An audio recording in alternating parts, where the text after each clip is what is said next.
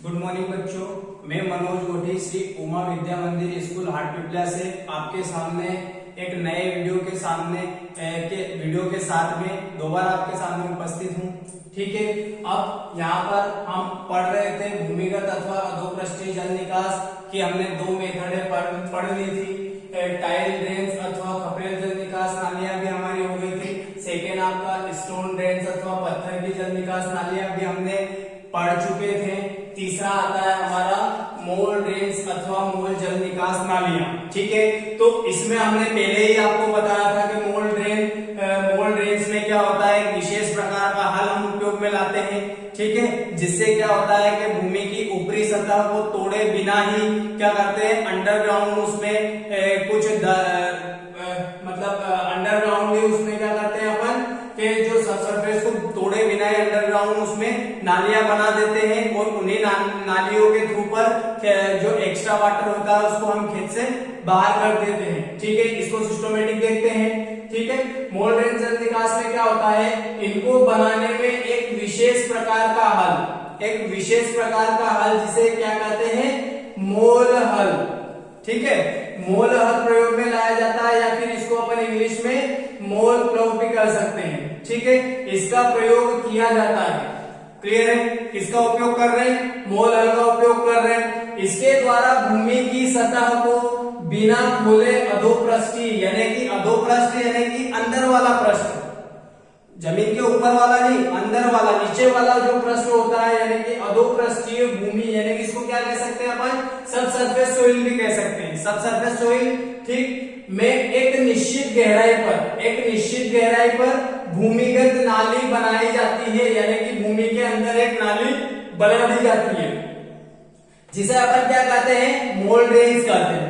Clear है, मोल drains में अपन एक विशेष प्रकार के मोल हल का प्रयोग कर रहे हैं, जिसमें सब सरफेस में अपन क्या करते हैं, यानी कि अधोपृष्ठीय भूमि में अपन क्या कर रहे हैं, एक नाली बना रहे हैं, जिसके ऊपर जो वर्षा ऋतु का पानी है या एक्स्ट्रा वाटर है उसको खेत से बाहर कर रहे हैं। ठीक है, लेकिन यह विधि कड़ी एवं भारी मिट्टियों में ही उपयुक्त होती है, यानी कि मोल ड्रेन्स यानी एक प्रकार के यंत्र से अपन उसमें जमीन में क्या कर रहे हैं, नाली बना रहे हैं। तो उसमें क्या है, भारी मिट्टी वाली भूमियों में या तो कठोर भूमि होगी तो वहां पर उसको बना पाएंगे या फिर वो जमीन धंस जाएगी अंदर। इसलिए कठोर भूमियों में या फिर भारी मृदाओं में ही ये विधि प्रयोग में लाई जाती है, उपयुक्त होती है। ठीक है, यह विधि यूरोपियन देशों में, ये विधि कहां पर, यूरोपियन देशों में अपनाई जाती है। इस चीज को ध्यान में रखना कि यूरोपियन जल निकास की नालियों के अंतर्गत मोल ड्रेन्स हैं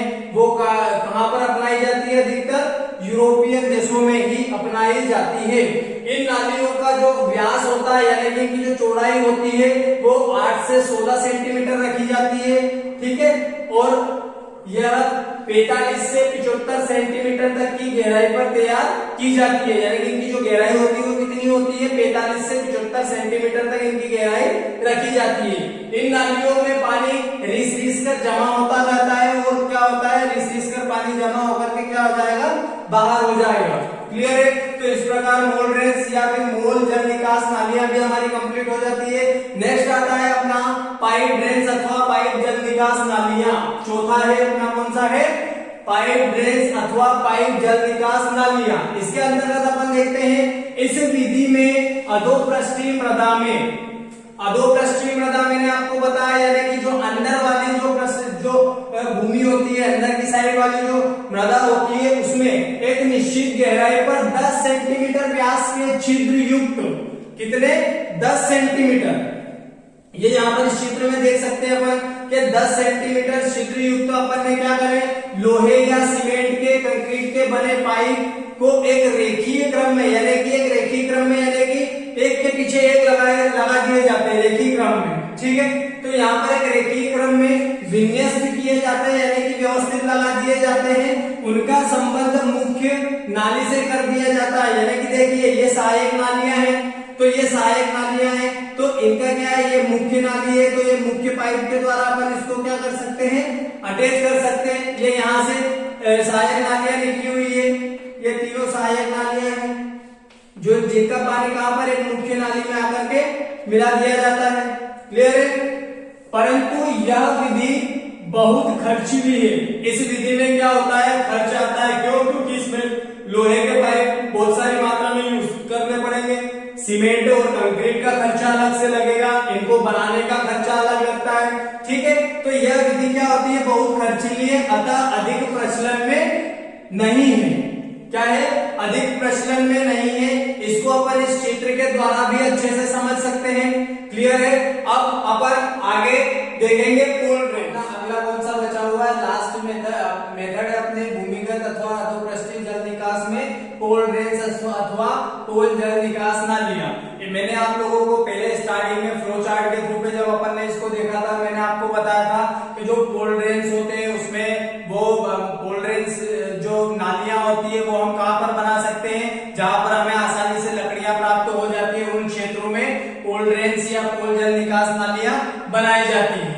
इस चित्र के द्वारा हम इसको समझते हैं, स्पष्ट हो जाएगा आप लोगों को सभी यहाँ पर, ठीक है। यहाँ पर देखते हैं हम कि यहाँ पर जो कोल्ड ड्रेन से है उसमें हमने यहाँ पर लकड़ियों की सहायता से इस नालियों को बना रहे हैं, इन नालियों को बना रहे हैं। यहाँ पर हम क्या करते हैं कि यहाँ पर छोटी छोटी लकड़ियां यहाँ पर इस प्रकार से फिट कर दी जाती है ताकि एक बीच में एक नाली बन जाए, जैसे कि यहाँ पर आपको दिखाई दे रहा है।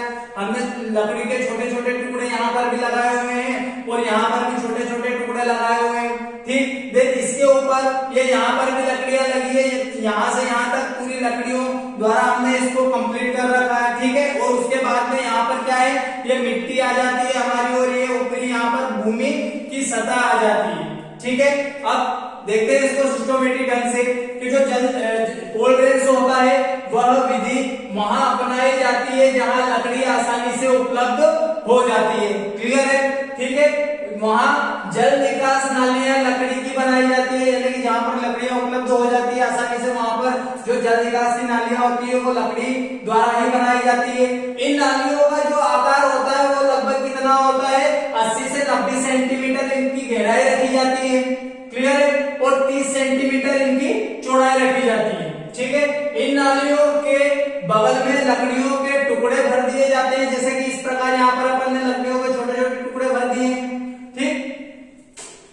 लकड़ी के टुकड़ों को जमीन के अंदर त्रिभुजा आकार, कौन सा आकार, त्रिभुजा आकार या फिर त्रिभुजा आकृति में, ये यहाँ पर एक प्रकार का त्रिभुज बन रहा है, आपको देखने इमेज में आप अच्छे से देख सकते हो, ठीक है। तो त्रिभुजा आकार से अपन लकड़ियों को फिट करेंगे, ठीक, चित्र में दिखाई दे रहा है आपको, ठीक। और भूमि का फालतू पानी लकड़ी के टुकड़ों के मध्य में रिसकर, यानी कि ये जो लकड़ी के टुकड़े हैं यहाँ पर क्या होगा, जो जल रहेगा वो धीरे धीरे रिस करके क्या है इन नालियों में एकत्र हो जाएगा और इन नालियों के थ्रू क्या हो जाएगा, खेत से बाहर हो जाएगा। इस प्रकार कोल्ड ड्रेन से हमारा यहाँ पर कंप्लीट होने की कगार पर है। थोड़ा सा और पार्ट इसका बचा हुआ है जो कि इंपोर्टेंट है, उसको समझ लेते हैं। लकड़ी के टुकड़े गीले रहने के कारण प्राय क्या होता है, ये सड़ गल जाते हैं, है ना, गल के सड़ जाते हैं और नालियों में मिट्टी भर जाती है। जैसे ये लकड़ियों के जो टुकड़े हैं ये क्या है, ये सड़ गल जाएंगे तो ये मतलब डैमेज हो जाएगी पूरी तरीके से। तो ये जो मिट्टी होती है ये पानी के साथ में रिस करके क्या करेगी, इस नाली को चौक कर देगी, बंद कर देगी, ठीक है। अतः बार बार श्रम, समय व धन की हानि होती है, यानी कि फिर वापस से नाली को रिपेयर करना पड़ेगा, तो उसमें श्रम भी लगेगा, धन भी खर्च होगा और हमारा समय भी वेस्ट होगा। तो इस प्रकार से क्या होता है, अपने जो भूमिगत अथवा अधोपृष्ठीय जल निकास की जो विधियां थी, हमने यहाँ पर 5 विधियां पढ़ी, सारी यहाँ पर कंप्लीट हो जाती है, ठीक है। देन उसके बाद में आता है भूमिगत जल निकास के प्रमुख लाभ क्या क्या होते हैं वो भी देख लेते हैं। हमने पहले जो पृष्ठीय यानी कि भू सतह पर जो नालियां बनाई थी, ऊपरी खुली नालियां हमने बनाई थी, तो उनमें पर्टिकुलरली सभी नालियों के लाभ एवं हानि हमने स्पष्ट रूप से पढ़ लिए थे। सेकेंड हमारा बचता है भूमिगत अथवा पृष्ठीय जल निकास नालियों के जो प्रमुख लाभ होते हैं वो भी हमको देखना है, ठीक है। तो इसमें पहला लाभ हम देखते हैं, फसलों के जड़ वाले क्षेत्र में पर्याप्त वायु का संचार हो जाता है, यानी कि जब जल निकास अच्छे से हो जाएगा इन नालियों के थ्रू, अंडरग्राउंड नालियां हैं इनके थ्रू जल निकास प्रॉपर तरीके से हो जाएगा, तो जहां पर पौधे की जड़ें होती है, जैसे कि ये इस प्रकार से यहाँ पर प्लांट लगा हुआ है, ठीक है,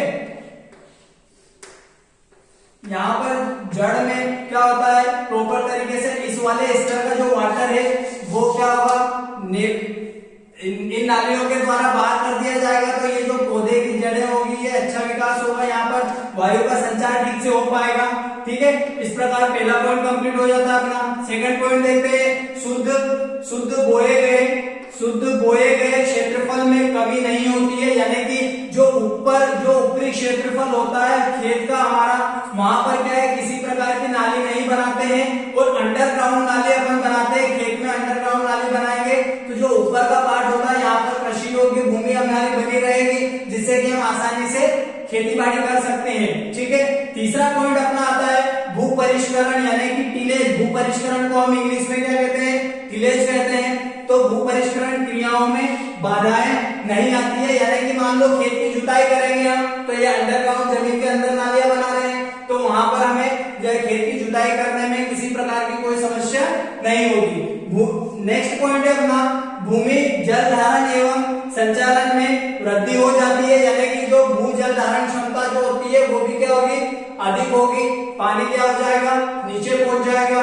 ठीक है, नेक्स्ट पॉइंट अपना आता है फसलों की जड़ों के विकास एवं विस्तार के लिए अनुकूल दशाओं में वृद्धि हो जाती है, यानी कि जो फसलों की जड़ होती है उनको प्रॉपर तरीके से स्पेस मिल जाएगा, ऑक्सीजन मिलेगी, तो क्या होगा, ये पौधे की जड़ें अच्छा विकास कर पाएगी और पौधा भी हेल्दी होगा। नेक्स्ट हमारा आता है पृष्ठीय एवं भूमिगत जल विकास नालियों में क्या क्या अंतर है। अभी हम फिलहाल यहाँ पर नालियों में अंतर पढ़ रहे हैं। नेक्स्ट आने वाले वीडियो में हम जल निकास में क्या अंतर होता है, यानी कि पृष्ठीय और भूमिगत जल निकास में क्या अंतर होता है वो भी पढ़ेंगे। और फिलहाल अभी कौन सा पढ़ रहे हैं, जल निकास नालियों में अंतर। अभी ये इसमें देख रहे हैं हम अंतर नालियों में। ठीक है, तो हम स्टेप बाय स्टेप सारे पॉइंट को डिस्कस करेंगे। इसमें पृष्ठीय जल निकास नालियां होती है, उसमें पहला पॉइंट हम देखते हैं कि खेत के अंदर कृषि योग्य भूमि का, इसके अंदर खेत के अंदर कृषि योग्य भूमि का क्षेत्रफल कम हो जाता है, क्योंकि खेत का कुछ हिस्सा इन नालियों द्वारा घेर लिया जाता है। हमने पहले भी हम पढ़ चुके हैं इसमें कि जो हम यदि खुली नालियां हम जमीन के ऊपर बनाएंगे तो कुछ हिस्सा उसका क्या होगा, इन नालियों द्वारा घेर लिया जाता है, जिससे कि क्या होगा कि कृषि का जो क्षेत्र है, यानी कि फसल लगाने योग्य जो भूमि होती है वो क्या हो जाएगी, कम हो जाएगी, क्योंकि आधा हिस्सा तो ये नालियां घेर लेगी। क्लियर है। अब भूमिगत जल निकास नालियों में पॉइंट देखते हैं कि कृषि योग्य भूमि के क्षेत्रफल पर कोई प्रभाव नहीं पड़ता है। क्यों नहीं पड़ता है, क्योंकि ये भूमिगत जल निकास नालियां, यानी कि ये भूमि के अंदर बना रहे हैं, तो ये किसी प्रकार का कोई हिस्सा नहीं घेरती है। सेकंड पॉइंट देखते हैं, नालियों के निर्माण की प्रारंभिक लागत कम आती है। क्या बोल रहा है, नालियों के निर्माण की प्रारंभिक लागत कम आती है। क्यों, क्योंकि अपन जमीन के ऊपर डायरेक्टली ऐसे ही नाली बना देते हैं, या तो आप फावड़े से बना देते हैं। ठीक है, तो इसकी प्रारंभिक लागत तो कम आएगी, लेकिन इसको क्या है, समय समय पर बार बार जितनी बार अपन फसल बोने जाएंगे, जितनी बार कल्टीवेट खेत को करने जाएंगे, ठीक है, तो ये उतनी बार तोड़नी पड़ेगी हर बार। क्लियर है। वैसे ही जो भूमिगत जल निकास नालियां होती है, इनकी प्रारंभिक लागत जो होती है वो अधिक होती है। क्लियर है। यहाँ पर प्रारंभिक जो लागत है वो कम आ रही है, क्योंकि अपन इसको स्टार्टिंग में अपन बना देते हैं, लेकिन इनकी प्रारंभिक लागत, क्योंकि ये पक्की नालियां होती है, जो अंडरग्राउंड अपन जमीन खोदेंगे, उसके अंदर ईंट या सीमेंट के पाइप लगाएंगे या फिर लकड़ी लगाएंगे, तो इसमें क्या होता है, इनकी जो प्रारंभिक लागत आती है भूमिगत जल निकास नालियों की, वो क्या होगी, अधिक होगी। वैसे ही पृष्ठीय जल निकास नालियों का जो प्रारंभिक खर्च होता है वो क्या होगा, कम होगा। उसको हम बिगाड़ सकते हैं, लेकिन जो खर्च होगा वो क्या होगा, प्रारंभिक कम ही होगा, क्योंकि उसमें हम ईंट जोड़ने का काम नहीं करेंगे, सीमेंट का एक्स्ट्रा खर्च नहीं आने वाला है। ठीक है। तीसरा पॉइंट देखते हैं, खेत की ऊपरी सतह पर जो नालियां होने के कारण कृषि कार्यों में बाधा होती है। सीधी सी बात है, खेत के ऊपर नालियां बनी हुई है, तो वहां पर क्या होगा कि बार बार कृषि कार्यों में क्या है, बाधा उत्पन्न होती है। क्लियर है। वैसे ही भूमिगत जल निकास नालियों में देखते हैं, कृषि कार्यों में कोई रुकावट या बाधा उत्पन्न नहीं होती है, क्योंकि ये अंडरग्राउंड नालियां होती है जमीन के अंदर। चौथा पॉइंट आता हमारा, इन नालियों की मरम्मत में समय व धन कम लगता है, यानी कि एक साधारण किसान भी इन नालियों को फावड़े के थ्रू पर बना सकता है। ठीक है। तो इसमें जो मरम्मत का काम फावड़े से या फिर ट्रैक्टर से आप बना सकते हो। ठीक है, तो इसमें क्या होता है कि जो मरम्मत का समय और धन भी क्या होता है, कम लगता है। लेकिन जो भूमिगत जल निकास नालियां होती है वो मरम्मत व समय में धन अधिक लगता है, क्योंकि दोबारा से उसकी खुदाई करनी पड़ेगी, सफाई करनी पड़ेगी, फिर से ईंट सीमेंट या फिर पाइप द्वारा, लोहे के पाइप द्वारा या फिर सीमेंट के पाइप द्वारा इन नालियों को बनाना पड़ेगा। क्लियर है। पांचवा पॉइंट देखते हैं कि जो पृष्ठीय जल निकास नालियां होती है इनसे भूमि के जल स्तर पर कोई प्रभाव नहीं पड़ता, यानी कि ये नालियां जमीन के ऊपर बनाई जा रही है, यानी कि ऊपर का जो जल होता है उसको जल को खेत से बाहर करने के लिए ये नालियां बनाई जा रही है। ठीक है, तो इसका जो जल स्तर पर किसी प्रकार का कोई प्रभाव नहीं पड़ेगा, क्योंकि ऊपरी सतह का पूरा पानी निकल जाएगा, जमीन के अंदर का नहीं निकल पाएगा। ठीक है, और इसमें जो भूमिगत जल निकास नालियां होती है इनमें भूमि का जल स्तर नीचा हो जाता है। क्यों? क्योंकि मान लो ये हमने यहाँ पर एक चित्र के द्वारा समझा था कि इसमें हम विभिन्न प्रकार के ये टुकड़े वगैरह लगा करके मिट्टी या फिर पत्थर स्टोर होता है। तो ये वाला जो एरिया होता है, यदि यहाँ से पानी निकालेंगे अपन तो बाहर, तो ये वाले पानी का एरिया भी क्या हो जाएगा, नीचे यहाँ से रिस करके क्या हो जाएगा, ये भी पानी निकल जाएगा। तो इससे क्या हो रहा है, ये वाली जो जमीन थी इसका लेवल था, वाटर लेवल, वो नाली के लेवल तक का क्या हो जाएगा, कम हो जाएगा। ठीक है, क्लियर है। नेक्स्ट पॉइंट आता है अपना छठा, इनके द्वारा जल निकास में मृदा क्षरण की अधिक संभावना रहती है। क्यों? क्योंकि ये ओपन नालियां होती है, ये खेत के ऊपरी भाग पर बनाई जाती है। तो यहाँ पर जो कृषि करते हैं अपन, खेती करते हैं, तो इसके ऊपर की जो मृदाएं होती है वो पानी के तेज बहाव के कारण क्या होगा, मृदाएं कट के खेत से बाहर चली जाती है। तो इसमें मृदा क्षरण का क्या होता है, प्रभाव अधिक देखने को मिलता है। और भूमिगत जल निकास में क्या होता है, मृदा क्षरण की कम संभावना रहती है। क्यों? क्योंकि ये नालियां अंडरग्राउंड होती है। ठीक है, उसके बाद में ये लकड़ियों के द्वारा इनकी आदि मृदा के कण रोक लिए जाते हैं। ठीक है, तो ये पॉइंट इसका हो गया। नेक्स्ट पॉइंट आता है आपका, इनके द्वारा जल निकास सुगमता पूर्वक होता है। इनके द्वारा जो पृष्ठीय जल निकास नालियां होती है, यानी कि बड़े क्षेत्र में ज्यादा मात्रा में पानी का जल निकास इनके द्वारा किया जा सकता है। लेकिन जो भूमिगत जल निकास नालियां होती है इनके द्वारा क्या होता है, जल निकास इतनी सुगमता पूर्वक नहीं हो पाता, यानी कि इनमें लिमिटेड मात्रा में पानी निकलता है। जितनी मोटाई इनकी रखते हैं, लगभग 10 से 15 सेंटीमीटर व्यास की इनकी मोटाई रखते हैं। ठीक है, अब ये यहाँ पर पृष्ठीय एवं भूमिगत जल निकास नालियों में अंतर हो चुका है। नेक्स्ट इसके आगे देखते हैं कि ये जो खुली नालियां या फिर भूमिगत नालियां बना रहे हैं अपन, खुली नाली या फिर बंद नालियां भी बोल सकते हैं अपन इनको, यदि ये बना रहे हैं तो इनको खोदते समय क्या क्या सावधानी रखनी होती है या फिर किन किन बातों का ध्यान रखना होता है, वो सारी चीजें देखते हैं। तो इसमें फर्स्ट पॉइंट है हमारा, भूमि के प्राकृतिक ढाल का विशेष ध्यान रखना। सीधी सी बात है, मान लीजिए ये खेत है आपका, यदि आपको यहाँ पर किसी प्रकार की या तो खुली नाली हो गई या फिर बंद नालियां बना रहे हो आप, ठीक है, तो जिधर ढाल होगा उधर ही आप नालियां बनाओगे, यानी कि यहाँ से पानी रिस करके कहाँ जाएगा, इधर नीचे की साइड जाएगा। क्लियर है। यदि मान लो आप इधर से इधर नालियां बनाओगे तो क्या पानी ऊपर की ओर चढ़ पाएगा, क्या नहीं चढ़ेगा। इसलिए क्या करेंगे हम, प्राकृतिक ढाल का विशेष ध्यान रखते हैं, यानी कि जिस तरफ जमीन नीची है उसी डायरेक्शन में अपन ये नालियों का निर्माण करते हैं। सेकंड पॉइंट आता है आपका, जल निकास की मुख्य एवं जो सहायक नालियां होती है इनको अपन सीधी डायरेक्शन में बनाएंगे, यानी कि सीधी नालियां बनाने की कोशिश करेंगे। ऐसा नहीं है कि ये नाली को ऐसे बना दिया फिर वापिस जिगजैग टाइप में इधर घुमा के ले आए फिर इधर ले आए, ठीक है, या फिर गोल बना दिया, ठीक है। तो अपन क्या करेंगे, इन नालियों को लगभग यूं ऐसे करके सीधा बनाएंगे और जरूरत पड़ने पर थोड़ा बहुत मोड़ देंगे। ऐसा नहीं है कि इसको ऐसे इधर ले गए इस नाली को और डायरेक्टली फिर ऐसे घुमा के ले आए, इस टाइप से नालियों को नहीं बनाया जाता है, ठीक है। अपन कोशिश करेंगे ज्यादा से ज्यादा नालियों को सीधा बनाए, ठीक है। आवश्यकता होने पर उन्हें थोड़ा थोड़ा करके घुमा सकते हैं। तीसरा मैंने बताया था कि जो जल निकास की नालियां होती है वो लगभग 30 मीटर लंबी होने के बाद 5 सेंटीमीटर अपने को उसमें ढाल देना है, ठीक है। तो उसमें क्या है, 5 सेंटीमीटर से अधिक का ढाल नहीं देना है, लगभग कितना देना है, 5 सेंटीमीटर या उससे कम का ढाल, ताकि पानी आसानी से बाहर हो जाए। अब चौथा पॉइंट देखते हैं, मुख्य नालियों की अपेक्षा सहायक नालियों में अधिक ध्यान रखना चाहिए। यानी कि एक तो मुख्य नाली होती है, मैंने आपको बताया कि मुख्य नाली क्या होती है, जिसमें बहुत सारी सहायक नालियां आकर के मिलती है। तो मुख्य नाली कौन सी हो गई कि जिसमें बहुत सारी नालियों का पानी आकर के मिल रहा है, तो वो क्या हो गई, मुख्य नालियां। तो ये सहायक नालियां, ये भी सहायक, ये भी सहायक, इन तीनों नालियों का पानी इसमें मिल रहा है। तो यहाँ पर ये पॉइंट क्या देगा कि मुख्य नालियों की अपेक्षा, यानी कि ये मुख्य नाली हो गई, ठीक है। तो इसकी अपेक्षा क्या हो रहा है कि इसकी अपेक्षा सहायक नालियों में अधिक ढाल रखना चाहिए। यानी कि ये जो नालियां होती है, ये जो नालियां, इनका ढाल अधिक रखना है किसके कंपेयर में, जो मुख्य नाली है उसके कंपेयर में इन तीनों का ढाल अधिक रखना है। क्लियर है चौथा पॉइंट। पांचवा पॉइंट देखते हैं, जल निकास में इस बात का विशेष ध्यान रखना चाहिए कि संपूर्ण क्षेत्र से फालतू जल निकाला जा सके।